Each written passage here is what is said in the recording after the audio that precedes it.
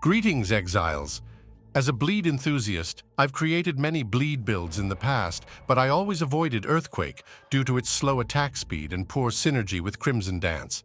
However, 3.24 introduced Tempest Rising, a unique item that makes enemies count as moving if inflicted with an elemental ailment, solving Earthquake's biggest drawback. So I took on the challenge, picked the least played Ascendancy, and pushed it to endgame. Let's dive in and see how it turned out.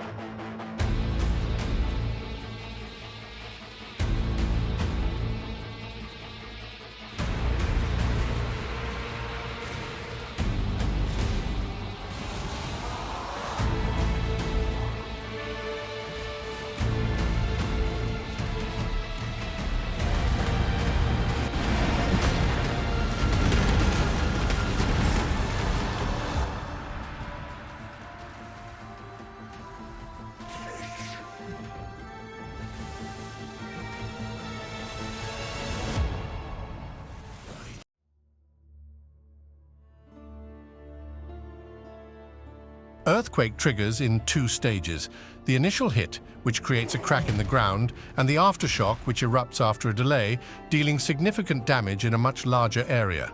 The base delay is 1 second but can be modified by skill effect duration. Earthquake's inherent slowness hampers its clear speed unless heavily scaled for AoE. To mitigate this, we use Vaal Earthquake, which differs by producing smaller aftershocks continuously as you move, making it effective for clearing while mapping. This lasts for 9 aftershocks over a base duration of 12 seconds, also influenced by skill effect duration. The key to maintaining Vaal Earthquake's effectiveness is managing soul gain. Normally, there's a soul gain prevention period, but we bypass this using the Soul Ripper Quartz Flask. This flask grants souls equal to the charges consumed and always consumes maximum number of charges.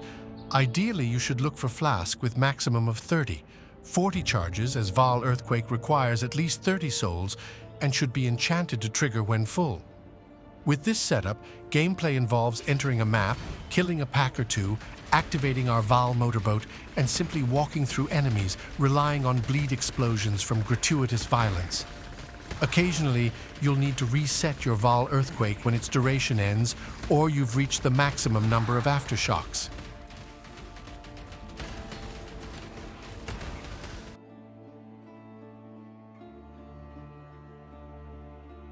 Our weapon of choice is a Karui chopper due to its highest base physical damage among axes.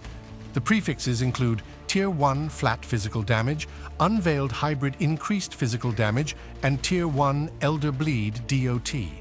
The suffixes feature Tier 1 DOT, Culling Strike against bleeding enemies, and Crafted Physical DOT. Additionally, we've enchanted the weapon with increased value of explicit physical modifiers using a Tempering Orb. For gloves, we use Dragon Scale Gauntlets. The implicit modifiers include a Grand Tier Spell Suppression Eater modifier and a Perfect Tier Increased Physical DOT while in presence of a unique enemy Exarch modifier. The explicit modifiers provide maximum life, some resistances, spell suppression, and a crafted modifier that increases damage during any flask effect. For boots, we have equipped Tempest Rising, which has a corrupted implicit that increases the level of socketed gems by 1. Its explicit modifiers provide increased movement speed, at least 20% faster bleeding, at least 20% increased bleeding duration, and a crucial modifier that makes enemies count as moving when inflicted by an elemental ailment. Our helmet is a Nightmare Bassinet, with implicits that include a Perfect Tier Increased Mana Reservation Efficiency of Skills, Eater modifier, and a Grand Tier Reduced Mana Cost of Attack Skills, Exarch modifier. Its explicit modifiers provide maximum life, spell suppression, chaos resistance, essence slammed, increased mana reservation, and crafted physical damage taken as fire. For body armor, we have equipped a full dragon scale.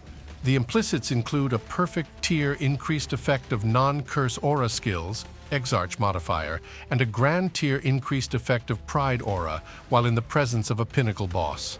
The explicits provide maximum life, Unveiled Increased Maximum Life, chaos resistance, spell suppression, essence slammed increased mana reservation, and crafted physical damage taken as fire and lightning.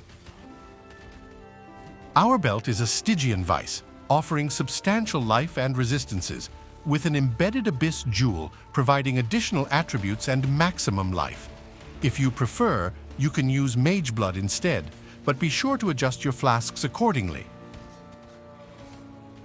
For rings, we use two. One is a synthesized ring with implicit curse enemies with vulnerability on hit, providing maximum life, physical damage, unveiled dexterity, and intelligence, and is multi-crafted with minimum frenzy charge and minus mana cost of non-channeling skills. Second one is a topaz ring, offering maximum life, physical damage, intelligence, minimum frenzy charge, level 30, aspect of the spider, and crafted minus mana cost of non-channeling skills. For the amulet, we use Ashes of the Star, providing up to plus 30% quality to all active skill gems and raising their level by 1, giving us up to 45% more damage. For a more defensive option, you can use Defiance of Destiny. However, as a softcore player, I prefer Ashes of the Star to maximize my damage, given that I paid for 6 portals, so I am going to make most out of those. Our anointment for amulets is Charisma. For flasks, we use a Flagellant Eternal Life Flask for life recovery, a Quicksilver Flask for movement speed, a Soul Ripper to bypass soul gain prevention, a Ruby Flask for ignite immunity, and a Quartz Flask for phasing. The Quartz Flask is crucial if you're using Vaal Earthquake, as it allows you to run through mobs without getting stuck.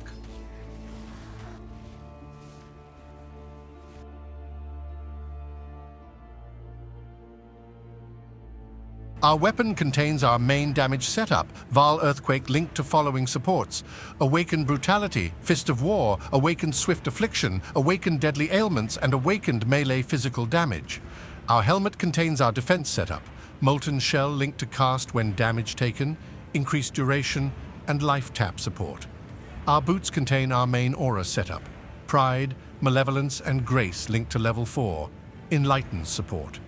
Our body armor contains mostly utility skills: Flame Dash, Enduring Cry, War Banner, Call to Arms, linked to Life Tap and Level 4 enhanced support.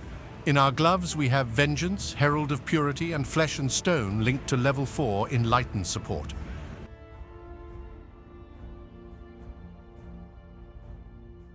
For this build, I'm using an 8 passive large cluster jewel that grants Battle Hardened and Master the Fundamentals. One of its sockets contains a Watcher's Eye, which grants spell suppression while affected by Grace, and damage over time multiplier, also causes us to be unaffected by poison while affected by Malevolence. The other socket has a Megalomaniac that grants Mortifying Aspect and Chilling Presence. Chilling Presence is crucial, as it's our only source of inflicting an elemental ailment. You can use a Venipuncture ring instead, but I find it a waste of a ring slot, so I opted for Chilling Presence. We have socketed a Parandus Pact Prismatic Jewel near Stamina, which grants increased physical damage for each allocated node in a large radius, providing a substantial boost to our physical damage. We are using 2 rare jewels. One grants increased maximum life, increased mana reservation efficiency, and damage over time multiplier. The other grants increased maximum life, increased mana reservation efficiency, and reduced effect of shock and chill.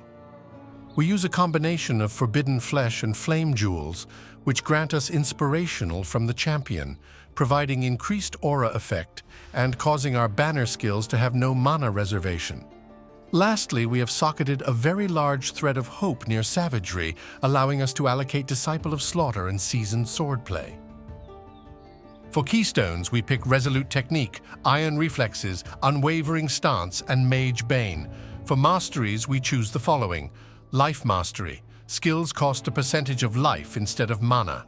Axe Mastery, faster bleeding and more damage while the enemy is at low life.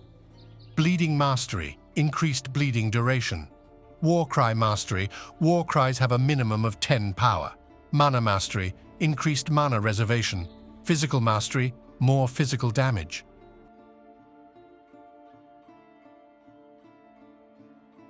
Upon completing the normal labyrinth, we take Arena Challenger, providing more attack and movement speed to improve our leveling potential. After completing the Cruel Labyrinth, we pick Blood in the Eyes, granting a significant bleed chance and causing our bleeding enemies to be maimed and take increased damage. Next, we choose Gratuitous Violence upon finishing the Merciless Labyrinth, which provides bleed explosions, greatly improving our clear speed. Upon completing the Uber Labyrinth, we take Outmatch and Outlast, as by this time we should have our Enduring Cry setup with Warcry Mastery. For our Pantheon, we take Soul of Brine King as our major god and Soul of Garakan as our minor god. I have min-maxed this build extensively to ensure it performs exceptionally well. However, if you are an SSF player or looking for a budget version, I would not recommend this build. But if you still want to give it a shot, I have created a separate POE for budget and SSF players, which you can find in the video description. If you enjoy these quirky, off-meta builds, please consider subscribing and following us on Twitch. I already have plans for a new build, and we'll start working on it soon. As always, thanks for watching.